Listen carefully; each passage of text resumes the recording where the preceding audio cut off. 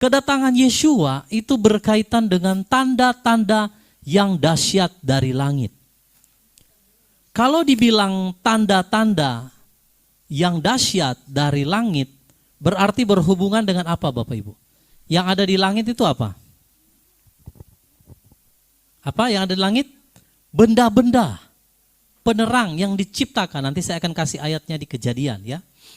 Jadi kalau berbicara tanda-tanda yang dahsyat dari langit, itu semua berhubungan dengan benda-benda penerang yang telah Bapa Yahweh ciptakan dalam Kejadian pasal 1. Ya. Nah, jadi kedatangan Yeshua selain dari tanda-tanda kelaparan, peperangan, gempa bumi, ya wabah, satu lagi yang firman Elohim catat adalah tanda-tanda yang dahsyat dari Yang langit. berbahagia ialah mereka yang mendengarkan firman Allah dan yang memeliharanya. Lukas pasal 21 ayat yang ke-11. Ya, kita akan membaca apa yang Yeshua HaMashiach ajarkan ya mengenai tanda-tanda di langit. Lukas pasal 21 ayat 11, saya akan minta bantuan anak saya untuk membacakan firman ini. Lukas 21 ayat 11. Juga akan terjadi gempa bumi yang dahsyat di berbagai tempat, dan kelaparan-kelaparan dan wabah-wabah penyakit, juga akan terjadi hal-hal yang menakutkan dan tanda-tanda yang dahsyat dari langit. Ya, dikatakan saudara apa? Akan terjadi gempa bumi yang dahsyat. Itu perkataan Yeshua menjawab pertanyaan daripada murid-murid tentang tanda-tanda apakah yang akan menyertai kedatanganmu yang kedua kali. Nah, lalu dikatakan di situ ada gempa yang dahsyat, ada kelaparan dan ada wabah-wabah penyakit. Juga akan terjadi hal-hal yang menakutkan. Hal-hal yang menakutkan seperti apa Bapak Ibu? Yang tidak pernah kita lihat sebelumnya. Nah, kalau kita melihat gempa bumi itu sudah di akhir-akhir ini, itu intensitasnya semakin tinggi, saudara. Kelaparan, ya, wabah, penyakit, itu semua sudah ada. Peperangan, seperti di gambar ini saudara bisa lihat. Jadi, Bapak Ibu, kalau saudara melihat tanda-tanda ini, maka ketahuilah kesudahan segala sesuatu itu sudah sangat dekat. Lalu dikatakan di situ bahwa juga akan terjadi hal-hal yang menakutkan dan tanda-tanda yang dahsyat dari mana? Langit. Nah, Bapak Ibu, saya mau kita semua memperhatikan kalimat yang saya garis merah ini, tandai dengan tanda merah. Kedatangan Yeshua itu berkaitan dengan tanda-tanda yang dahsyat dari langit. Kalau dibilang tanda-tanda yang dahsyat dari langit, berarti berhubungan dengan apa Bapak Ibu? Yang ada di langit itu apa? Apa yang ada di langit? Benda-benda penerang yang diciptakan. Nanti saya akan kasih ayatnya di Kejadian ya. Jadi kalau berbicara tanda-tanda yang dahsyat dari langit, itu semua berhubungan dengan benda-benda penerang yang telah Bapa Yahweh ciptakan dalam Kejadian pasal 1. Ya. Nah, jadi kedatangan Yeshua selain dari tanda-tanda kelaparan, peperangan, gempa bumi, ya wabah, satu lagi yang firman Elohim catat adalah tanda-tanda yang dahsyat dari langit. Kalau dibilang tanda-tanda yang dahsyat dari langit, itu artinya berhubungan dengan semua benda-benda yang ada di langit. Itu maksudnya. Jadi saudara jangan membayangkan dulu langit seperti apa, mungkin ada jadi seperti apa. Tidak saudara. Tapi kalau berbicara tanda-tanda yang dahsyat dari langit itu berarti berkaitan dengan benda-benda penerang yang Bapa Yahweh telah ciptakan. Mengapa? Karena nanti kita akan melihat ada hubungannya dengan penciptaan. Oke, kita lanjut dulu ke slide berikut.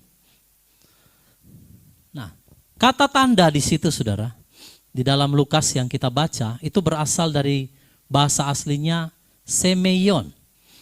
semeion itu artinya tanda atau keajaiban. Ya. Atau indikasi. Kalau orang bilang ada tanda-tanda, ada indikasi seperti itu ya. Nah, jadi kedatangan Yeshua itu berkaitan dengan tanda atau keajaiban yang terjadi di langit, saudara. Tanda-tanda yang menakutkan. Bapak Ibu, satu hal yang saya perhatikan di dalam gerhana matahari yang kemarin terjadi, tanggal 8. Kita semua yang bersekolah tentunya saudara tahu bahwa peristiwa gerhana matahari itu kita diajar bahwa posisi matahari itu dihalangi oleh bulan. Tapi yang mengerikan kalau saudara perhatikan dalam gerhana kemarin, yang menutupi matahari itu sesungguhnya tidak terlihat bulan. Hanya seperti kayak bayangan hitam yang menutupinya. Kita diajar saudara dalam pelajaran bahwa gerhana matahari itu posisi bulan dan matahari itu sejajar. Maka sinar dari matahari itu diblok oleh bulan sehingga tidak sampai ke bumi, maka terciptalah yang dikatakan itu gerhana total, menjadi gelap. Tapi kalau Bapak Ibu perhatikan pada waktu gerhana kemarin, itu posisi bulan saudara tidak menutupi matahari. Itu sudah saya lihat beberapa orang yang rekam. Tidak ada bulan saudara yang menutupi matahari. Ini satu peristiwa yang aneh. Ada yang mengatakan itu adalah black sun, matahari hitam. Ya kita nggak pernah tahu saudara itu apa. Karena semua itu adalah misteri daripada Yahweh Elohim. Tapi satu hal yang harus kita pelajari, tanda itu tadi saya sudah sampaikan, coba kita lihat lagi slide-nya. Yang di Lukas 21 tadi. Tanda di langit itu, Bapak Ibu, itu adalah semeion. Tanda keajaiban. Sesuatu yang ajaib. Sesuatu yang dahsyat yang tidak pernah bisa dilakukan oleh manusia. Ya. Jadi kata semeion ini digunakan dalam tanda-tanda di langit itu. Ya. Di situ saudara bisa lihat asal kata daripada semeion itu berasal dari kata semaino, yaitu satu indikasi atau terutama secara seremonial atau secara supranatural. Jadi bukan campur tangan manusia. Saya mengerti mungkin kita membaca berita, ya melihat sosial media bahwa ada upaya-upaya manusia menciptakan matahari yang baru. Lalu ada yang mau menghalangi matahari dengan serbuk-serbuknya. Tapi Bapak Ibu, yang dimaksud dengan tanda-tanda di langit yang dikatakan pakai kata semeion di sini itu adalah keajaiban secara supranatural. Jadi itu bukan terjadi oleh karena rekayasa manusia, tidak. Ini adalah terjadi secara supranatural atau terjadi sesuai dengan penetapan daripada Bapa Yahweh. Ya. Itu ditulis dalam Yoel pasal 2 ayat 31, saudara boleh lihat di situ. Ya. Matahari akan menjadi apa? Gelap. Bulan akan menjadi darah sebelum kedatangan hari yang besar, yaitu hari Yahweh. Nah, kita tahu semua bahwa hari Yahweh itu adalah hari penghukuman, hari penghakiman atas dunia. Maka tanda-tanda ini akan menyertai sebelum hari Yahweh itu. Jadi kalau ada tanda-tanda ini datang, saudara jangan berharap langsung terjadi. Tidak, saudara. Tetapi kalau tanda-tanda ini sudah mulai muncul di langit, maka sesuatu yang besar di depan kita itu sedang mendekat. Itulah semeion. Ya. Jadi tanda ini adalah secara supranatural, bukan buatan manusia, Bapak Ibu, ya.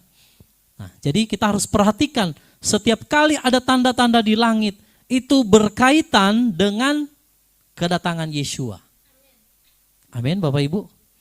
Jadi jangan anggap enteng ini sebagai suatu peristiwa yang biasa, kejadian yang terjadi secara biasa. Karena firman Elohim mencatat setiap firman yang kita baca dan dengar, itu kita harus memberi perhatian khusus. Bahwa ini bukan satu perkara yang biasa. Orang mengejar sampai ke Amerika Utara untuk bisa mengabadikan lewat video foto. Untuk bisa melihat ini. Bagi mereka ini satu seperti wisata. Bagi mereka ini sesuatu yang kejadian unik yang mereka seperti dibuat kayak satu kesenangan bagi mereka. Tapi bagi Bapak Ibu dan saya yang mengenal tanda-tanda Allah. Ini bukan peristiwa biasa Bapak Ibu. Ini adalah satu semeion, tanda secara supranatural yang menandakan kedatangan Yeshua.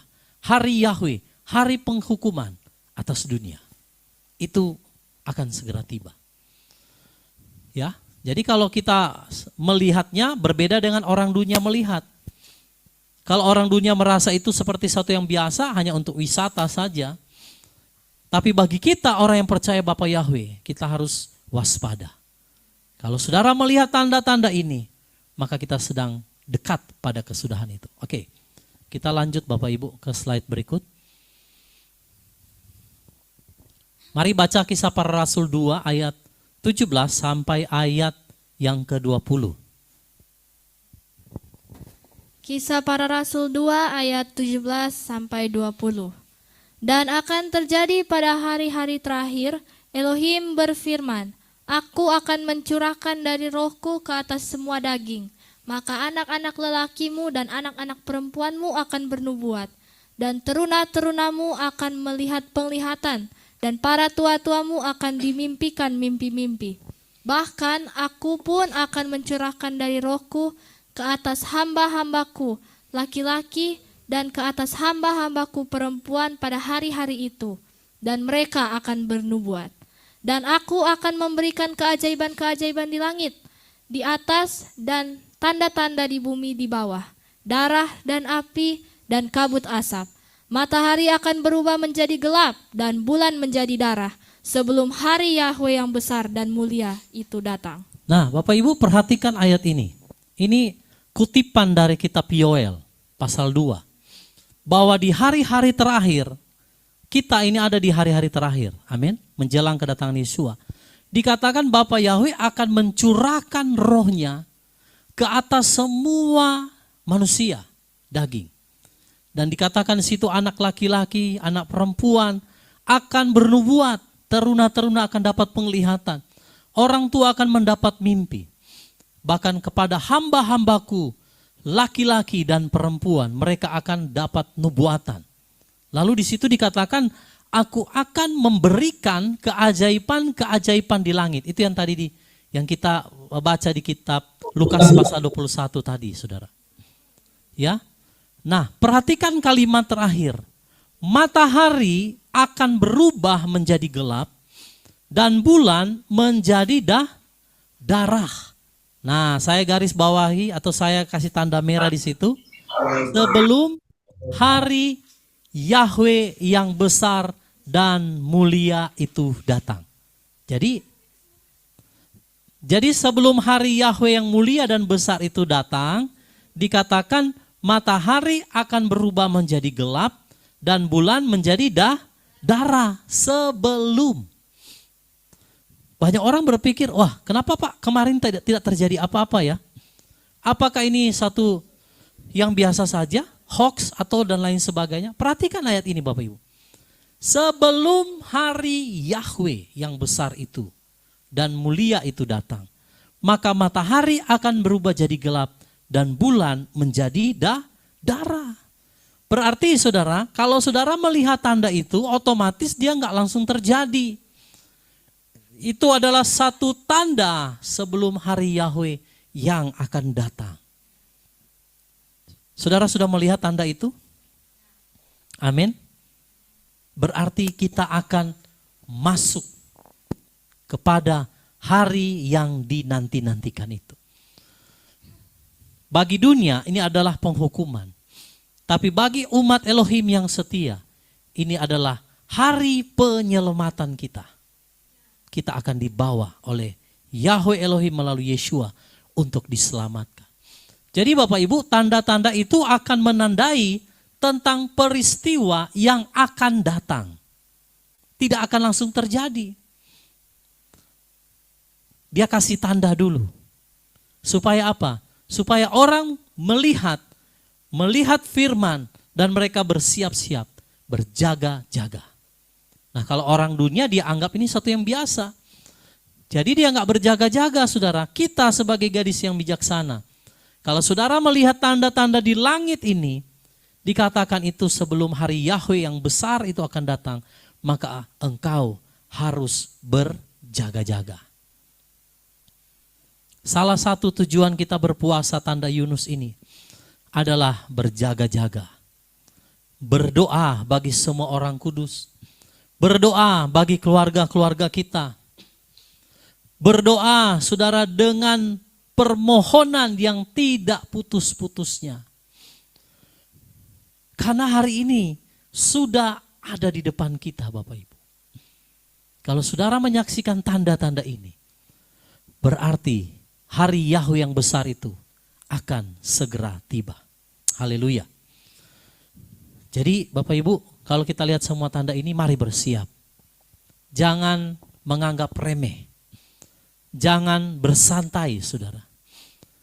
Jangan mudah ditipu oleh iblis. Jangan larut di dalam hawa nafsu dan kedagingan. Jangan larut di dalam kebencian, amarah, dendam, sakit hati, kepahitan, dan lain sebagainya.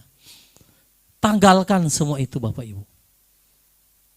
Ketika Yeshua datang, dia hanya akan mengangkat mempelai yang telah disempurnakan. Tidak ada cacat, tidak ada celah, tidak ada noda. Itu yang sedang kita nantikan, saudara. Oke, mari kita lihat slide berikutnya. Nah, saudara, mari kita baca Kejadian pasal 1 ayat yang ke-14. Kejadian pasal 1 ayat 14. Dan Elohim berfirman, biarlah ada benda-benda penerang pada cakrawala di langit untuk memisahkan antara siang dengan malam. Dan mereka ada untuk tanda-tanda musim dan untuk hari-hari dan tahun-tahun. Saudara lihat di situ dalam King James Version-nya. And God said, let there be lights in the firmament, and of the heaven to divide the day from the night. And let them be for sign, garis di situ signs. And for seasons, and for days and years. Jadi Bapak Ibu, Bapak Yahweh menciptakan benda-benda penerang di cakrawala, di langit, untuk memisahkan antara, ini fungsi ya, saudara lihat, fungsi daripada benda-benda penerang itu yang diciptakan oleh Bapak Yahweh. Yang pertama, memisahkan antara siang dan malam. Itu fungsi benda penerang.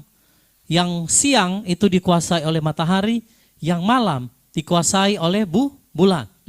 Lalu dikatakan, dan mereka ada untuk tanda-tanda.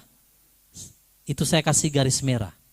Jadi fungsi daripada benda penerang ini pertama adalah memisahkan antara malam dan siang. Lalu mereka ada, jadi bulan, matahari, bintang, dan semua yang ada di atas itu diciptakan untuk tanda. Dan apa? Untuk musim, menentukan season, musim. Dan untuk hari, dan untuk tahun. Kalau melihat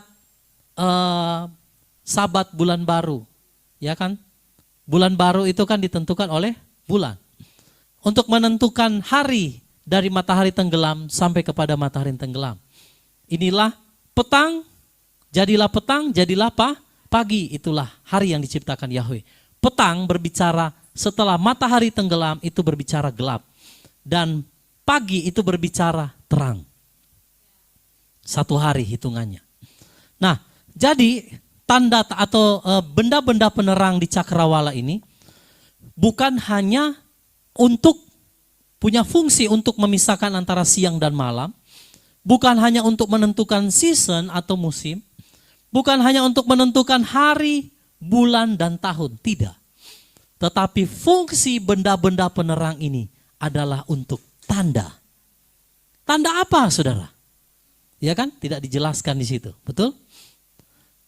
Jadi keberadaan benda-benda penerang di angkasa itu bukan hanya sekedar menentukan hari, bulan, tanggal, dan musim, Bapak Ibu. Antara siang dan malam. Tidak. Memang Bapak Yahweh sudah menciptakan dari Kejadian pasal 1 ditulis bahwa mereka, yaitu tanda-tanda ini ada untuk menentukan sebuah tanda.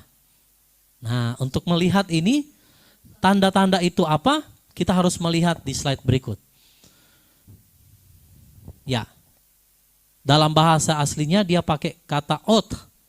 Ot itu, saudara, artinya satu pertanda. Keajaiban, sama kayak yang tadi di Lukas 21. Satu bukti, satu keajaiban. Seperti suar, seperti bendera. Jadi sebuah sinyal. Nah, berarti Bapa Yahweh menciptakan benda-benda penerang itu bukan hanya untuk menandakan waktu, tidak.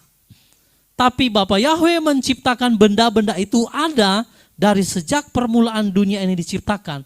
Untuk suatu masa yang akan datang, yaitu di mana melalui benda-benda ini, dia akan berbicara untuk kedatangan Yeshua.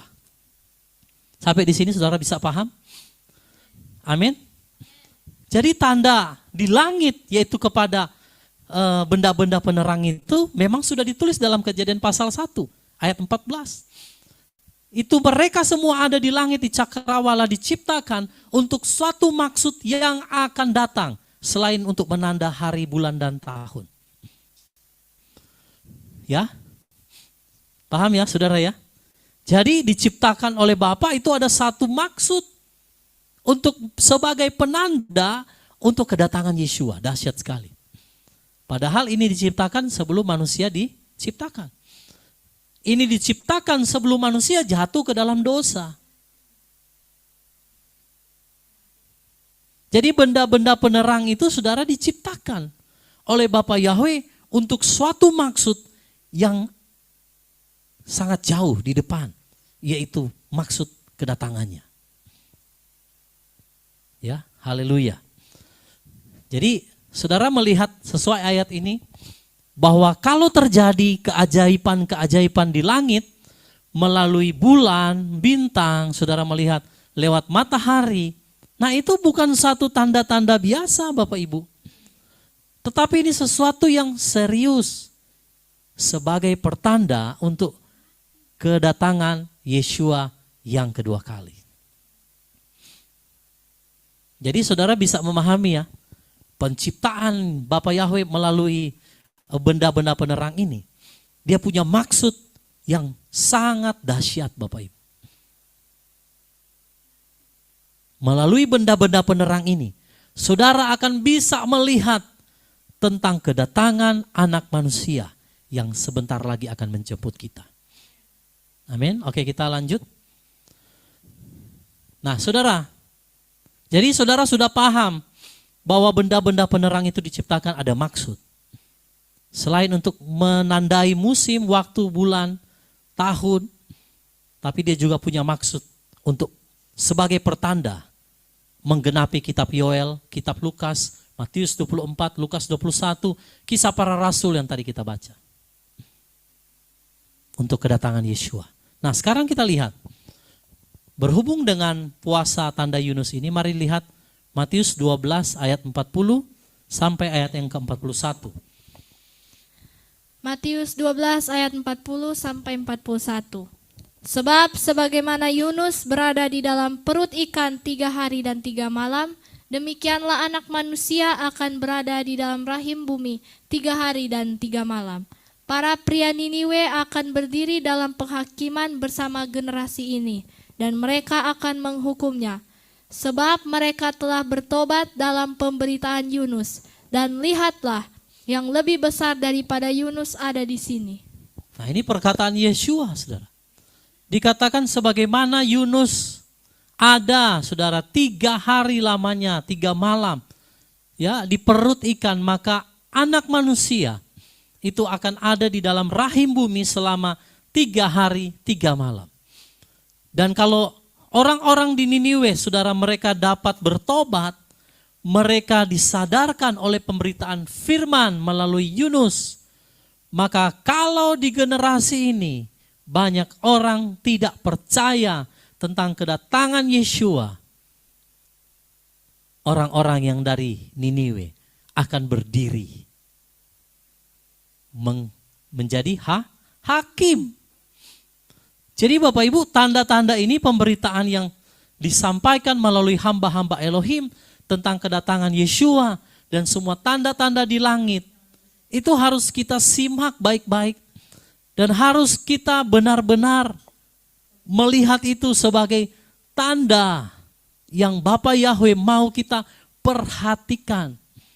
Kalau Yunus menyampaikan kepada orang Niniwe dan orang Niniwe bertobat, dan kalau generasi ini tidak bertobat dengan semua tanda-tanda yang Bapa Yahweh telah berikan, maka Bapak Ibu jangan heran satu waktu orang-orang dari Niniwe itu akan berdiri menghakimi generasi ini.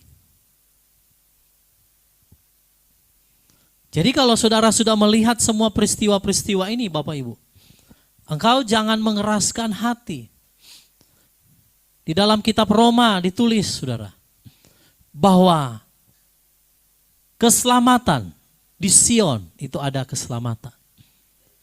Dan barang siapa yang berseru kepada nama Yahweh, dia akan diselamatkan.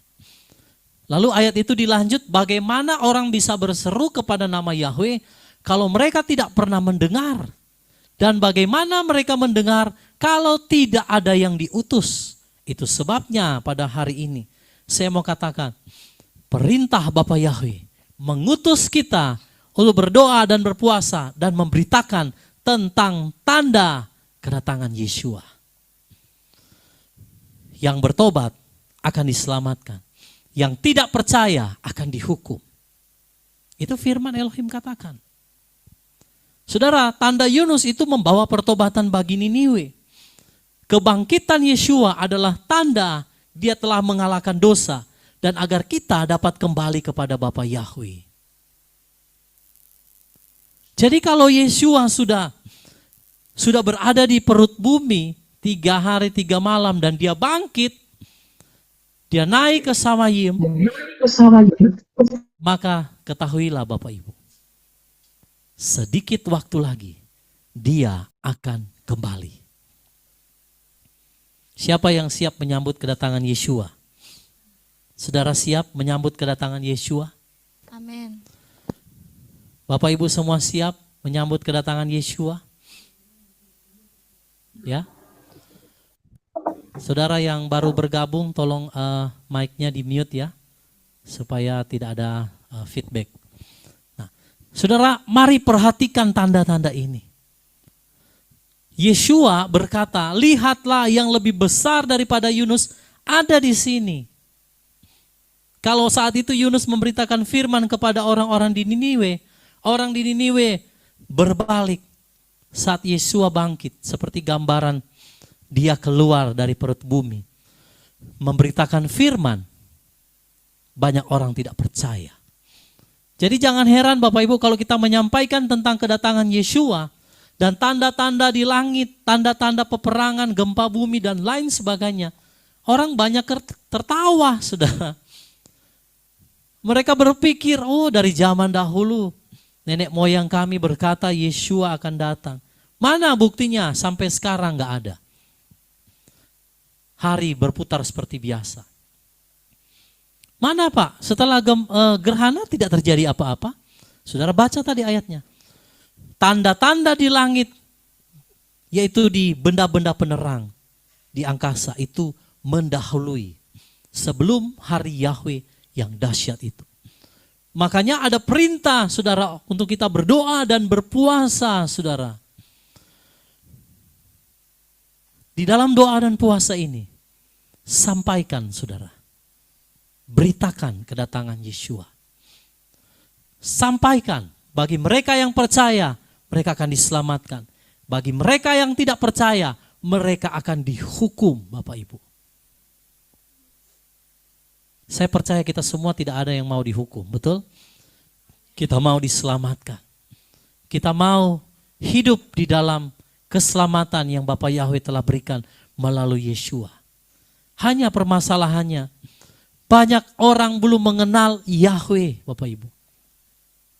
Tadi malam saya sharing cukup panjang dengan Pastor Tony Bastaman ya, dari Amerika itu. Dia bilang sejak mengenal Bapa Yahweh, dirinya itu seperti terkucilkan. Ya, kalau dahulu dia masih nama yang lama, dia selalu dipanggil, saudara.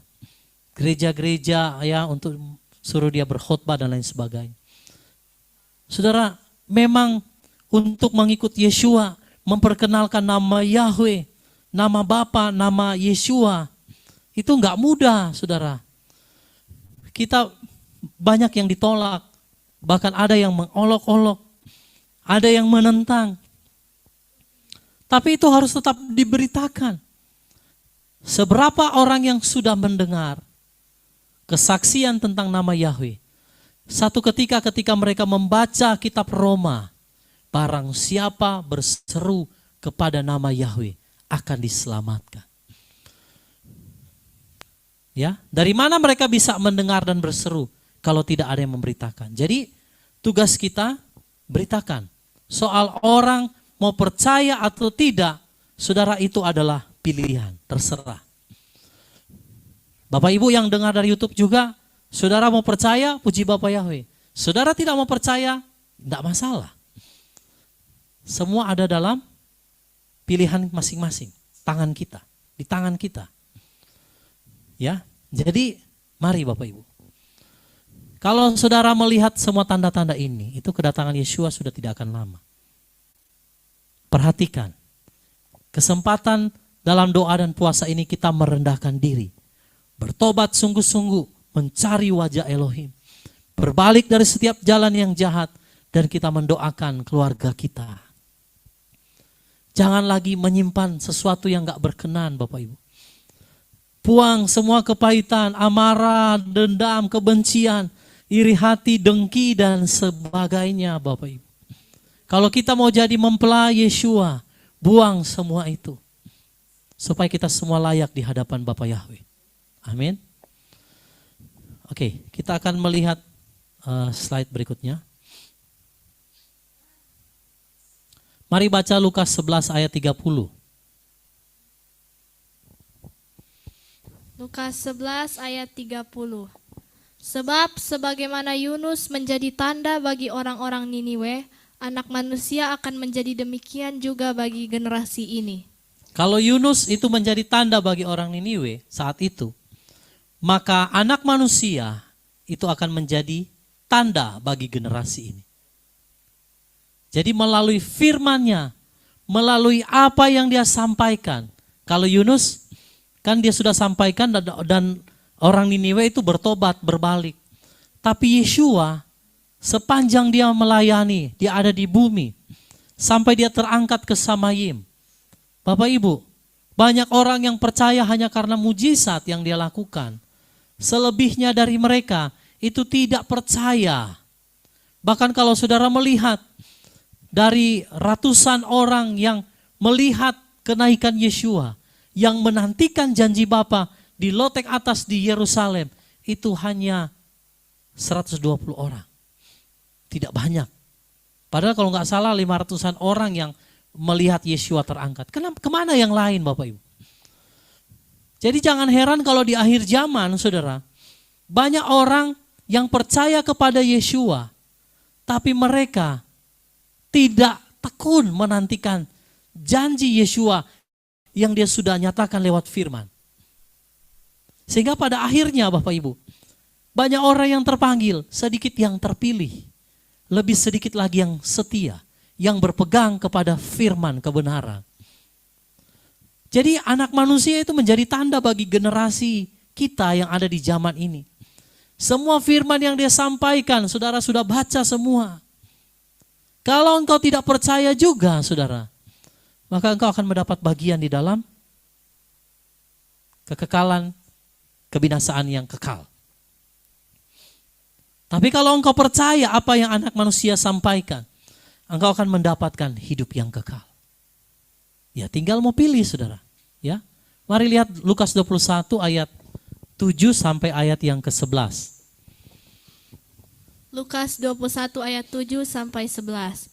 Dan mereka menanyainya sambil berkata, "Guru, kapan kemudian hal-hal ini akan terjadi? Dan apakah tandanya manakala hal ini akan segera terjadi?" Dan dia menjawab, "Perhatikanlah agar kamu tidak disesatkan.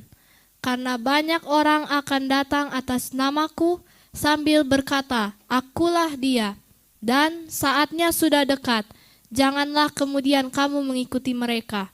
Dan manakala kamu mendengar peperangan dan kerusuhan, kamu tidak boleh digentarkan. Sebab seharusnya lah hal-hal ini terjadi lebih dahulu. Tetapi kesudahannya tidak pada saat itu juga." Coba kita stop di kalimat itu. Kalau saudara melihat ada orang yang datang dengan nama Yeshua dan berkata, "Akulah dia." Lalu kamu melihat ada peperangan, kerusuhan, jangan gentar. Karena dikatakan hal-hal ini harus terjadi lebih dahulu. Tetapi dikatakan apa? Kesudahannya tidak pada saat itu juga. Jadi nggak langsung saudara. Makanya ada yang namanya dikatakan masa sukar. Kalau saudara melihat tanda di langit, tidak langsung saat itu Yeshua akan datang, tidak. Tapi dikatakan ini akan menyertai atau mendahului. Kalau saudara melihat tanda-tanda ini termasuk tanda di langit pada benda-benda penerang yang diciptakan oleh Bapa Yahweh, itu adalah hal-hal yang mendahului. Jadi nggak terjadi saat itu juga. Banyak orang kan menantikan apa yang akan terjadi pada tanggal 8 kemarin. Tidak saudara. Kesudahannya tidak terjadi pada saat itu juga. Lalu kita lanjut ke ayatnya. Lalu dia berkata kepada mereka, "Bangsa akan bangkit melawan bangsa, dan kerajaan melawan kerajaan. Juga akan terjadi gempa bumi yang dahsyat di berbagai tempat, dan kelaparan-kelaparan dan wabah-wabah penyakit. Juga akan terjadi hal-hal yang menakutkan dan tanda-tanda yang dahsyat dari langit." Nah inilah tanda-tanda yang dahsyat dari langit. Itu tanda-tanda pada benda-benda penerang yang diciptakan oleh Bapa Yahweh. Kalau saudara melihat hal ini, maka semua itu adalah tanda sebelum hari kedatangan Yeshua. Jadi nggak langsung terjadi. Ada seperti sign, ada satu peringatan. Bagaimana Yunus memberikan lewat apa yang dia sampaikan kepada Niniwe, itu ada tanda dulu. Dia masuk ke dalam perut ikan dulu. 3 hari 3 malam dia ada di sana, lalu dia keluar dan dia memberitakan firman. Maka orang-orang di Niniwe itu akhirnya bertobat. Nah kalau saudara melihat tanda ini Bapak Ibu, yang ada di angkasa, di langit, lewat benda-benda penerang, itu artinya Bapa Yahweh sedang memberikan satu signal kepada kita untuk saudara siaga satu, waspada. Amin saudara. Ada 4 gerhana yang akan terjadi sepanjang 2024. Sampai nanti di perayaan Pondok Daun. Itu akan ada gerhana. Jadi kita harus sungguh-sungguh menantikan kedatangan Yeshua ini. Memperhatikan tanda-tanda di langit ini dengan seksama. Ya. Oke, kita lanjut lagi saudara. Jangan meremehkan tanda-tanda di langit. Ya. Coba baca Mazmur 19 ayat yang kedua. Mazmur 19 ayat 2. Langit mewartakan kemuliaan Elohim, dan cakrawala menyatakan perbuatan tangannya. Langit mewartakan kemuliaan Elohim dikatakan. Dan cakrawala menyatakan perbuatan tangannya. Nah, mewartakan di situ saudara ya. Sabhar, menghitung, menceritakan, menghubungkan. Nah jadi langit yang diciptakan oleh Elohim itu mewartakan kemuliaannya mulai dari sejak penciptaan sampai pada kedatangannya. Cakrawala menyatakan perbuatan tangannya. Apa yang saudara lihat, musim berganti musim, tahun berganti tahun, sampai pada nanti saudara akan melihat tanda-tanda ini terjadi di langit. Semua itu diciptakan Elohim untuk menceritakan, menghubungkan, menghitung. Makanya kan Yeshua pernah bilang sama ahli-ahli Taurat, kamu bisa menilai rupa-rupa bumi ini. Engkau melihat, kamu bisa tahu kapan hujan akan datang, kapan kemarau akan datang. Tapi kamu tidak bisa mengetahui hari kedatangan anak manusia. Jadi kalau saudara melihat cakrawala, langit buatan Elohim, di sana dia mewartakan tentang kemuliaannya yang berbicara dari penciptaan sampai nanti dia akan datang. Semua yang diciptakan di atas cakrawala itu saudara berhubungan satu dengan yang lain. Maka dikatakan di situ kata mewartakan dia pakai bahasa aslinya saphar. Saphar itu menghitung, menceritakan, menghubungkan. Jadi ada hubungannya satu dengan yang lain. Kalau saudara melihat tanda-tanda di langit itu bukan peristiwa biasa. Itu langit sedang menceritakan tentang kemuliaan, kebesaran Yahweh yang akan menyatakan harinya akan segera tiba. Semua peristiwa itu berkaitan, berhubungan satu dengan yang lain. Jangan abaikan saudara. Ya. Jadi langit mewartakan kemuliaan Elohim. Dan cakrawala menyatakan perbuatan tangannya. Semua benda-benda yang ada di cakrawala itu menceritakan, sedang menghubungkan, sedang menghitung tentang kemuliaan Elohim yang akan segera dinyatakan. Tetapi firman Elohim katakan begini, kalau engkau melihat semua ini terjadi, mulai terjadi, angkatlah kepalamu. Sebab waktu penebusanmu telah tiba. Jadi kalau saudara melihat semua tanda-tanda di langit ini, jangan gentar. Di dalam Yeremia itu ditulis, kalau tanda-tanda di langit menggentarkan bangsa-bangsa, jangan kamu gentar. Kenapa? Karena waktu penyelamatan kita itu akan segera tiba. Yang percaya katakan amin. Amin. Akan segera tiba Bapak Ibu. Ya, oke, kita lanjut saudara ya, karena kami harus masuk di dalam doa lagi Bapak Ibu. Jadi malam hari ini tidak ada sharing ya. Kita akan langsung berdoa. Jadi kalau Bapak Ibu ada pertanyaan boleh langsung tulis di kolom chat atau di kolom komentar. Ya, karena kami harus izin dan melanjutkan doa dan puasa ya. Oke, puji Bapak Yahweh. Mari lihat Matius 24 ayat 29 sampai 31. Matius 24 ayat 29 sampai 31. Dan segera sesudah kesukaran hari-hari itu, matahari akan dijadikan gelap dan bulan tidak akan memberi cahayanya, dan bintang-bintang akan berjatuhan dari langit dan kuasa-kuasa langit akan diguncangkan. Dan pada waktu itu tanda Anak Manusia akan tampak di langit, dan kemudian semua suku-suku di bumi akan meratap, dan mereka akan melihat Anak Manusia ketika datang di atas awan di langit dengan kuasa dan kemuliaan yang besar.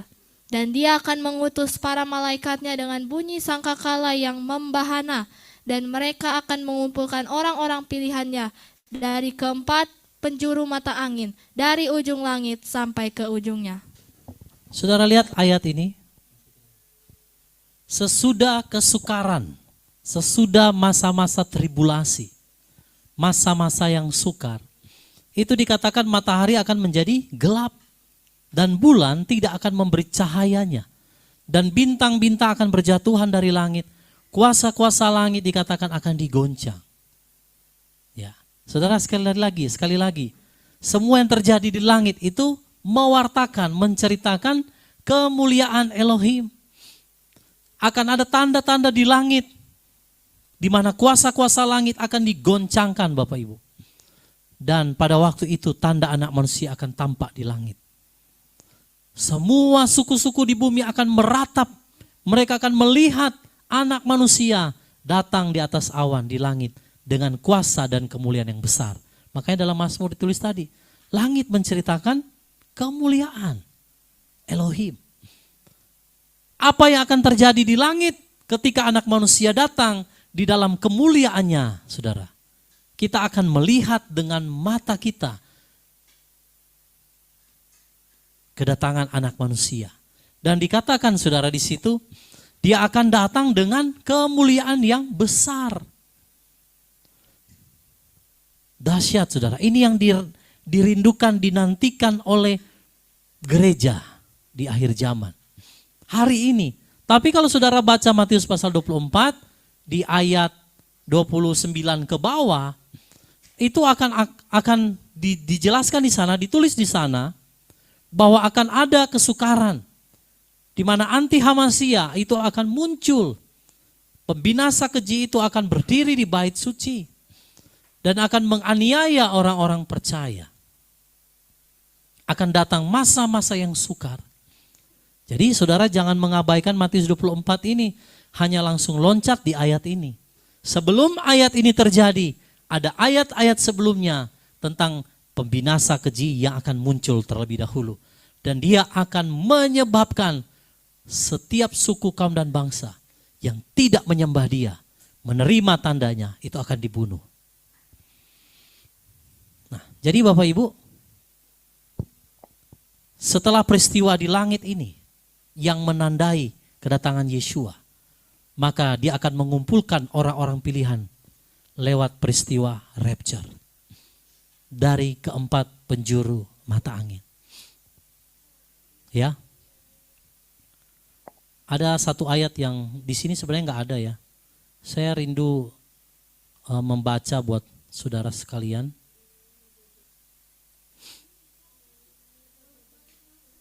Sebentar saudara ya.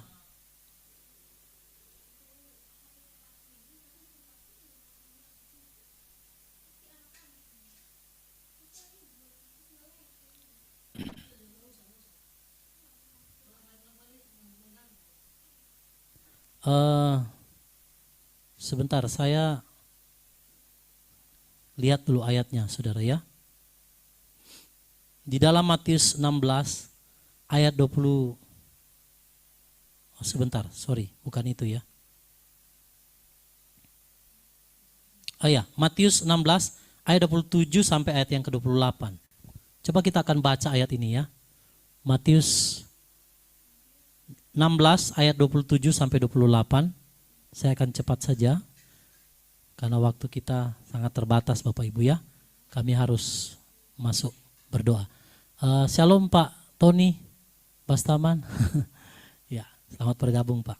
Oke, silakan dibacakan Matius 16 ayat 27 sampai 28. Matius 16 ayat 27 sampai 28. Sebab anak manusia akan segera datang dalam kemuliaan Bapanya bersama para malaikatnya. Dan kemudian dia akan membalaskan kepada setiap orang sesuai dengan perbuatannya. Sesungguhnya aku berkata kepadamu, ada beberapa orang yang sedang berdiri di sini yang sekali-kali tidak akan mengalami kematian hingga mereka dapat melihat anak manusia yang datang dalam kerajaannya. Nah saudara, ini perkataan Yeshua kepada murid-muridnya. Saudara lihat, ini berkaitan dengan Matius pasal 24. Yeshua katakan, sesungguhnya aku berkata kepadamu, ada beberapa orang yang sedang berdiri di sini yang sekali-kali tidak akan mengalami kematian hingga mereka dapat melihat anak manusia yang datang dalam kerajaannya. Matius pasal 24 tadi. Jadi kita bisa melihat Bapak Ibu, setelah tanda-tanda ini akan terjadi di langit, maka anak manusia itu akan datang dalam kemuliaannya, saudara. Maka Yeshua berkata, ada orang-orang yang akan melihat dia datang sebagai raja. Nah ini, perkataan ini bukan hanya ditujukan kepada satu murid, tidak saudara. Tapi perkataan ini ditujukan kepada semua murid-murid yang ada di situ. Bahwa ada orang-orang yang memang akan melihat Yeshua datang dalam kemuliaan sebagai raja dengan keadaan hidup. Itu firman yang katakan. Ya, yang akan melihat Yeshua datang sebagai raja. Kalau Yohanes dia tidak melihat Yeshua datang sebagai raja. Karena dia mati, saudara ya. Dia mati dalam umur yang tua di Pulau Patmos. Tapi kalau perkataan Yeshua ini meneguhkan kembali ya bahwa kita punya pengharapan. Kita yang tetap bertahan sampai akhir. Kita akan melihat anak manusia datang dalam kemuliaannya. Makanya tanda-tanda ini saudara yang ada terjadi di cakrawala, di langit. Itu semua berhubungan satu dengan yang lain. Menceritakan tentang kemuliaannya Bapa Yahweh. Haleluya. Ya. Jadi kita akan nantikan peristiwa ini sebentar lagi akan terjadi Bapak Ibu. Tapi sebelum ayat ini digenapi tentang rapture, maka akan terjadi yang namanya kesukaran. Karena ada anti Hamasia yang akan muncul Bapak Ibu. Yang akan membuat segala bangsa itu tunduk. Bahkan di dalam kitab Daniel ditulis, dia akan memerangi orang-orang kudus. Ya, jadi kita harus mempersiapkan diri sungguh-sungguh. Kalau saudara melihat semua tanda-tanda ini sudah mulai terjadi, persiapkan diri kita. Yeshua HaMashiach akan segera datang. Siapa yang percaya dia akan di rapture? Amin, saudara. Amin. Tetap setia, tetap percaya kepada Bapa Yahweh di dalam Yeshua HaMashiach. Oke, kita lanjut saudara.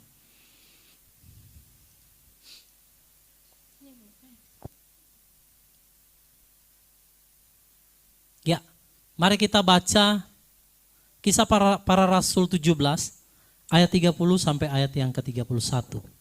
Kisah para Rasul 17 ayat 30 sampai 31. Kemudian sesungguhnya dengan mengabaikan zaman kebodohan, Elohim sekarang memerintahkan kepada semua orang di mana saja supaya bertobat. Sebab dia telah menetapkan satu hari yang di dalamnya dia akan segera menghakimi dunia dalam keadilan. Oleh satu orang yang telah dia tentukan, setelah dia memberikan bukti kepada semua orang dengan membangkitkannya dari antara orang mati. Nah, saudara, ini ayat yang sangat luar biasa. Saya mungkin sudah berapa kali, mungkin Bapak Ibu juga sering baca mungkin ayat ini. Tapi ada sesuatu yang baru yang saya bisa lihat, saudara. Dikatakan di situ kemudian sesungguhnya dengan mengabaikan zaman kebodohan, Elohim sekarang memerintahkan kepada semua orang di mana saja supaya apa? Bertobat, saudara. Itulah makna atau tujuan daripada kita melakukan puasa tanda Yunus ini. Mengabaikan zaman kebodohan. Jangan hidup di masa-masa kebodohan kita, saudara.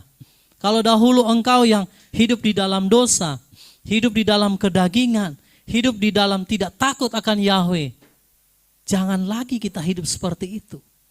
Elohim sekarang memerintahkan saudara kepada semua orang di mana saja, dimanapun Bapak Ibu berada, supaya kita bertobat. Mengapa saudara?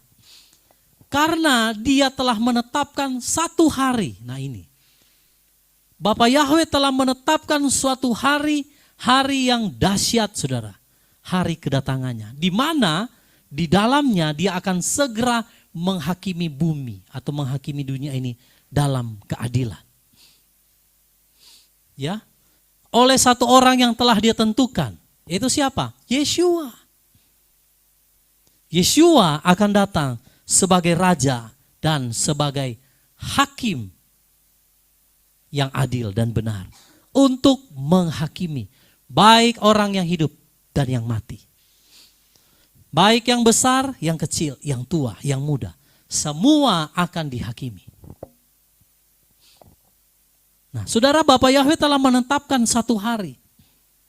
Yang tadi kita sudah baca di Matius pasal 24, di mana Yeshua itu akan datang, memberikan upah bagi orang yang setia.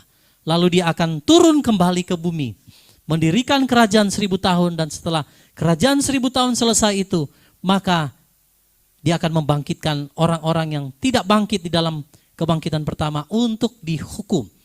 di dalam pengadilan Tahta Putih. Nanti saudara boleh lihat video tentang pengadilan Tahta Putih, itu ada di channel ini. Saudara boleh pelajari di sana. Jadi semua orang, saudara, dimanapun engkau berada, Bapa Yahweh mau kita menanggalkan setiap kefasikan. Ya, mengabaikan zaman kebodohan di mana di masa-masa kita tidak taat kepada perintah Bapa Yahweh. Supaya kita sungguh-sungguh bertobat. Karena apa yang telah Bapa Yahweh tetapkan yaitu satu hari di mana Dia akan datang menghakimi bumi ini. Itu sudah ditetapkan. Dan Yeshua yang akan datang. Maka dari itu, Bapak Ibu, kita harus menerima Dia. Yeshua adalah jalan satu-satunya kepada Bapa. Hari-hari ini saudara mendengar tentang pengajaran Kristen progresif, ya kan, lagi ramai. Yang berkata bahwa ada banyak jalan menuju Bapa. Tidak hanya melalui Yeshua. Nah, hati-hati Bapak Ibu. Banyak orang-orang percaya yang mudah dibutakan saudara oleh karena pengetahuan firman mereka yang kurang. Maka kita harus belajar menggali, kita harus lebih sungguh-sungguh hidup dalam kebenaran supaya kita tidak tertipu oleh tipuan iblis. Ya, yang datang seolah-olah kelihatannya rohani, tapi itu menyesatkan yang tidak berasal dari Bapa Yahweh. Kalau dikatakan keselamatan bukan hanya di dalam Kristen, saya setuju. Karena keselamatan itu diberikan kepada semua orang yang mau terima. Tapi keselamatan itu tidak ada dikatakan di bawah kolong langit ini yang kepadanya diberikan untuk dapat diselamatkan selain di dalam Yeshua HaMashiach. Jadi nggak ada jalan lain. Saudara harus masuk melalui pintu itu, yaitu Yeshua. Amin, saudara. Ya, melalui Yeshua satu-satunya jalan untuk kita masuk kepada Bapa. Kita diluputkan dari hari penghakiman yang telah Bapa Yahweh tetapkan atas dunia ini. Dia sudah tentukan harinya. Tidak ada yang tahu satu orang pun. Tapi bagian kita adalah berjaga-jaga. Oke, mari kita lihat slide lagi, saudara. Slide yang tadi. Jadi tanda-tanda di langit ini adalah tanda pada benda-benda penerang, saudara. Yang telah Elohim ciptakan untuk menentukan baik hari, bulan, tahun, musim, bahkan hari kedatangannya yang kedua kali. Oleh karena itu Bapak Ibu, setiap peristiwa yang kita lihat itu adalah peringatan agar kita bertobat sungguh-sungguh sebelum pintu anugerah itu tertutup, saudara. Jangan bermain-main dengan anugerah Bapa Yahweh. Jangan pergunakan waktu-waktu yang ada ini untuk memuaskan keinginan daging kita, saudara. Karena waktu ini adalah waktu yang singkat. Sebentar lagi pintu anugerah itu akan tertutup.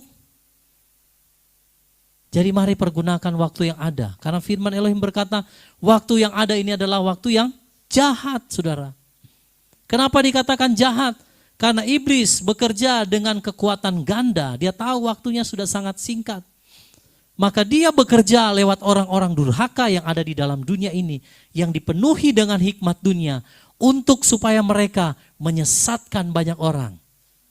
Saudara harus memahami ini. Karena perperangan kita, perjuangan kita, itu bukan melawan daging dan darah. Peperangan kita melawan pemerintah, saudara. Penguasa, roh-roh jahat, penghulu di udara. Jadi kita harus mempersiapkan diri sungguh-sungguh. Iblis tidak tinggal diam. Iblis berusaha sebanyak mungkin orang percaya kalau bisa diseret kepada kesesatan.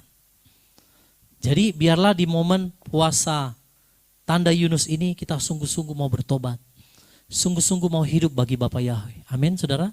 Sebelum pintu anugerah ini tertutup. Dia sudah berbicara lewat banyak tanda, saudara. Peperangan, kelaparan, wabah, gempa bumi. Bahkan tidak cukup, dia berikan tanda lagi di langit untuk menggenapi yang ditulis dalam Kisah Para Rasul, yang ditulis dalam kitab Yoel, yang ditulis dalam Lukas 21, yang ditulis dalam Matius pasal 24. Semua itu yang ditulis dalam firman, ini semua telah digenapi. Tinggal pertanyaannya, kapan dia akan datang? Gak ada yang tahu. Bagian saudara dan saya berjaga-jaga. Amin, saudara. Waktu Yeshua mau ditangkap, dia bilang sama murid-muridnya, berjaga-jaga 1 jam dengan aku. Roh penurut, tapi daging lemah.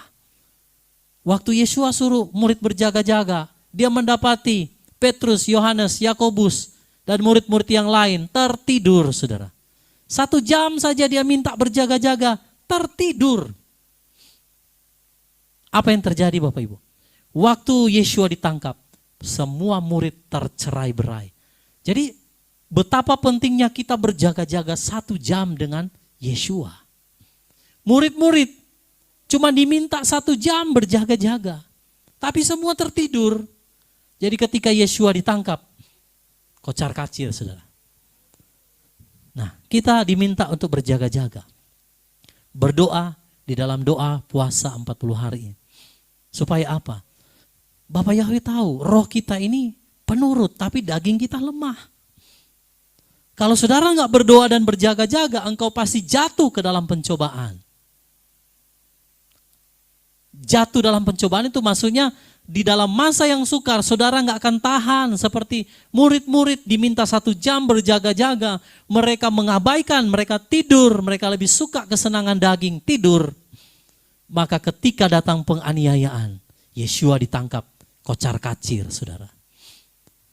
Jadi kalau kita nggak berjaga-jaga 1 jam saja, engkau akan jatuh dalam pencobaan. Ketika masa kesukaran itu tiba, engkau tidak akan tahan. Jadi mari Bapak Ibu, datang dengan sungguh-sungguh kepada Bapak Yahweh. Untuk kita mau bertobat sungguh-sungguh, mau hidup bagi Dia, dan yang paling terpenting adalah berjaga-jaga. Saudara sudah melihat semua tanda-tanda ini, maka waktunya tidak akan 1 Samuel pasal 10. Lalu Samuel mengambil buli-buli berisi minyak, dituangnyalah ke atas kepala Saul, diciumnyalah dia sambil berkata, bukankah Tuhan telah mengurapi engkau menjadi raja atas umatnya Israel? Engkau akan memegang tampuk pemerintahan atas umat Tuhan, dan engkau akan menyelamatkannya dari tangan musuh-musuh di sekitarnya. Inilah tandanya bagimu bahwa Tuhan telah mengurapi engkau menjadi raja atas miliknya sendiri. Apabila engkau pada hari ini pergi meninggalkan aku, maka engkau akan bertemu dengan 2 orang laki-laki di dekat kubur Rahel, di daerah Benyamin, di Selsah. Mereka akan berkata kepadamu, keledai-keledai yang engkau cari itu telah diketemukan, dan ayahmu tidak memikirkan keledai-keledai itu lagi, tetapi ia khawatir mengenai kamu. Katanya, apakah yang akan kuperbuat untuk anakku itu? Dari sana engkau akan berjalan terus lagi, dan sampai ke pohon Tarbantin Tabor. Maka di sana engkau akan ditemui oleh 3 orang laki-laki yang naik menghadap Allah di Betel. Seorang membawa 3 ekor anak kambing, seorang membawa 3 ketul roti, dan yang lain lagi sebuyung anggur. Mereka akan memberi salam kepadamu dan memberikan kepadamu 2 ketul roti yang akan kau terima dari mereka.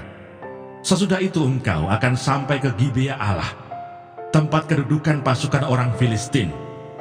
Dan apabila engkau masuk kota, engkau akan berjumpa di sana dengan serombongan nabi yang turun dari bukit pengorbanan dengan gambus, rebana, suling, dan kecapi di depan mereka. Mereka sendiri akan kepenuhan seperti nabi. Maka roh Tuhan akan berkuasa atasmu. Engkau akan kepenuhan bersama-sama dengan mereka dan berubah menjadi manusia lain. Apabila tanda-tanda ini terjadi kepadamu, lakukanlah apa saja yang didapat oleh tanganmu, sebab Allah menyertai engkau. Engkau harus pergi ke Gilgal mendahului aku, dan camkanlah, aku akan datang kepadamu untuk mempersembahkan korban bakaran dan korban keselamatan. Engkau harus menunggu 7 hari lamanya, sampai aku datang kepadamu dan memberitahukan kepadamu apa yang harus kau lakukan. Sedang ia berpaling untuk pergi meninggalkan Samuel, maka Allah mengubah hatinya menjadi lain. Dan segala tanda-tanda yang tersebut itu terjadi pada hari itu juga. Ketika mereka sampai di Gibea dari sana, maka bertemulah ia dengan serombongan nabi. Roh Allah berkuasa atasnya, dan Saul turut kepenuhan seperti nabi di tengah-tengah mereka. Dan semua orang yang mengenalnya dari dahulu melihat dengan heran bahwa ia bernubuat bersama-sama dengan nabi-nabi itu. Lalu berkatalah orang banyak yang satu kepada yang lain, apakah gerangan yang terjadi dengan anak Kis itu? Apa Saul juga termasuk golongan nabi? Lalu seorang dari tempat itu menjawab, siapakah bapa mereka? Itulah sebabnya menjadi peribahasa, apa Saul juga termasuk golongan nabi? Setelah habis ia kepenuhan seperti nabi, pulanglah ia. Dan paman Saul berkata kepadanya dan bujangnya, dari mana kamu? Jawabnya, mencari keledai-keledai itu. Tetapi ketika tidak terlihat, maka kami pergi kepada Samuel. Kemudian paman Saul itu berkata, coba ceritakan kepadaku, apa yang dikatakan Samuel kepada kamu? Kata Saul kepada pamannya itu, terus saja diberitahukannya kepada kami, bahwa keledai-keledai itu telah diketemukan. Tetapi perihal menjadi raja yang telah dikatakan Samuel kepadanya, tidak diceritakan kepadanya. Saul menjadi raja dengan undian. Kemudian Samuel mengerahkan bangsa itu ke hadapan Tuhan di Mizpah. Dan ia berkata kepada orang Israel itu, beginilah firman Tuhan Allah Israel, aku telah menuntut orang Israel keluar dari Mesir, dan telah melepaskan kamu dari tangan orang Mesir, dan dari tangan segala kerajaan yang menindas kamu. Tetapi sekarang kamu menolak Allahmu yang menyelamatkan kamu dari segala malapetaka dan kesusahanmu, dengan berkata, tidak, angkatlah seorang raja atas kami. Maka sebab itu, berdirilah kamu di hadapan Tuhan, menurut sukumu dan menurut kaummu. Lalu Samuel menyuruh segala suku Israel tampil ke muka, maka didapati suku Benyamin. Sesudah itu, disuruhnyalah suku Benyamin tampil ke muka, menurut kaum keluarganya. Maka didapati kaum keluarga Matri. Akhirnya disuruhnyalah kaum keluarga Matri tampil ke muka seorang demi seorang. Maka didapati Saul bin Kis. Tetapi ketika ia dicari, ia tidak diketemukan. Sebab itu ditanyakan pula lah kepada Tuhan, apa orang itu juga datang kemari? Tuhan menjawab, sesungguhnya ia bersembunyi di antara barang-barang. Berlarilah orang ke sana dan mengambilnya dari sana. Dan ketika ia berdiri di tengah-tengah orang-orang sebangsanya, ternyata ia dari bahu ke atas lebih tinggi daripada setiap orang sebangsanya. Dan Samuel berkata kepada seluruh bangsa itu, kamu lihatlah orang yang dipilih Tuhan itu, sebab tidak ada seorang pun yang sama seperti dia di antara seluruh bangsa itu. Lalu bersoraklah seluruh bangsa itu demikian, hidup raja. Kemudian Samuel menguraikan kepada bangsa itu tentang hak-hak kerajaan, menuliskannya pada suatu piagam, dan meletakkannya di hadapan Tuhan. Sesudah itu Samuel menyuruh seluruh bangsa itu pulang, masing-masing ke rumahnya. Saul pun pulang ke rumahnya, ke Gibea, dan bersama-sama dengan dia ikut pergi orang-orang gagah perkasa yang hatinya telah digerakkan Allah. Tetapi orang-orang Dursila berkata, masakan orang ini dapat menyelamatkan kita? Mereka menghina dia dan tidak membawa persembahan. Yang berbahagia ialah mereka yang mendengarkan firman Allah dan yang memeliharanya.